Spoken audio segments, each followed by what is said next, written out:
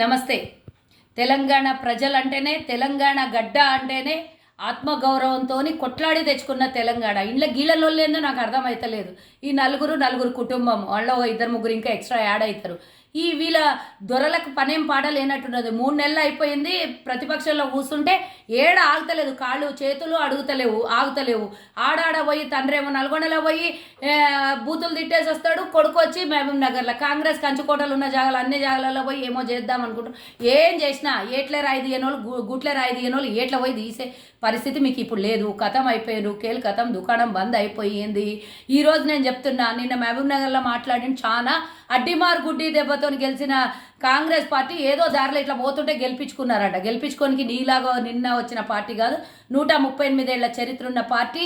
ఇందులో ఈరోజు ముఖ్యమంత్రి రేవంత్ రెడ్డి గారు తెలంగాణలో అధికారంలోకి వచ్చినాక మీరిచ్చినట్ల మాటలు తప్పేవాళ్ళం కాము అని రుజువు చేసుకుంటూ మేము వస్తున్న 48 గంటల్లోనే 2 పథకాలను అమలు చేసినాం. రేపు పొద్దున ఇంకో 2 పథకాలను అమలు చేయబోతున్నాం. ఇవన్నీ కాంగ్రెస్ హయాంలోనే, కాంగ్రెస్ పార్టీ ద్వారానే సాధ్యమైతాయని ప్రజలు ఈరోజు నమ్ముతున్నారు. ప్రజా పరిపాలన ఎట్లుంటుందో 10 ఏళ్ల తర్వాత మళ్ళోసారి కాంగ్రెస్ మార్కు చూపిస్తుంది. ఇకపోతే రేవంత్ రెడ్డి గారి గురించి మాట్లాడినావు. నీకు ఇక పని పాట లేదు, ఏం తీసుకొని కొట్టినా నీకు సరిపోదు అనుకుంటున్న కేటీఆర్. నువ్వు రేవంత్ రెడ్డి గారిని మాట్లాడేటప్పుడు ఆయన కాలు గోటికి కూడా పనికిరావు. చిప్పలు గడిగిన నువ్వెక్కడా? తెలంగాణలో కనీసం ఈరోజు ప్రతి ఒక్క చట్టసభలో కూర్చొని ముఖ్యమంత్రి అయినటువంటి రేవంత్ రెడ్డి గారు ఎక్కడ ప్రజా పోరాటం చేసినటువంటి వ్యక్తి రేవంత్ రెడ్డి.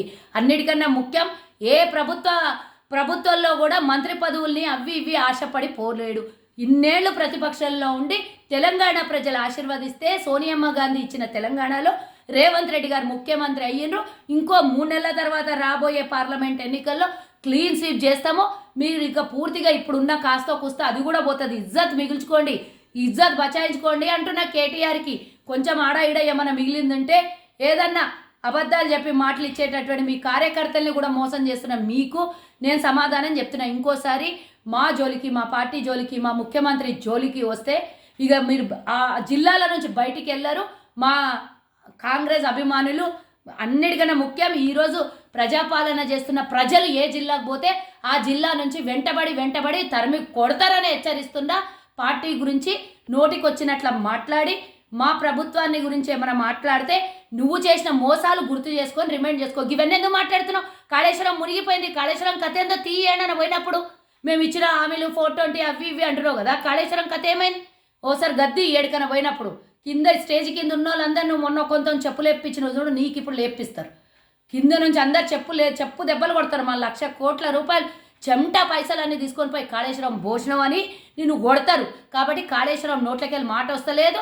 కాంగ్రెస్ గురించి మాట్లాడే హక్కు, నైతిక విలువ నీకు, నీ కుటుంబానికి, నీ పార్టీకి లేదు అని హెచ్చరిస్తున్నా. మరోసారి ఏనన్నా మాట్లాడేటప్పుడు కేవలం నీవెట్లా రేపు పొద్దున ఎన్నికలలో పోటీ చేయబోతున్నావు అదే నీ కార్యకర్తలకు ఉపోద్ఘాతం చెయ్యి తప్పించి పార్టీ గురించి, మా ప్రభుత్వం గురించి మాట్లాడితే అంటే నాలుక నోరు అన్ని జాగ్రత్త అని చెప్తున్నా.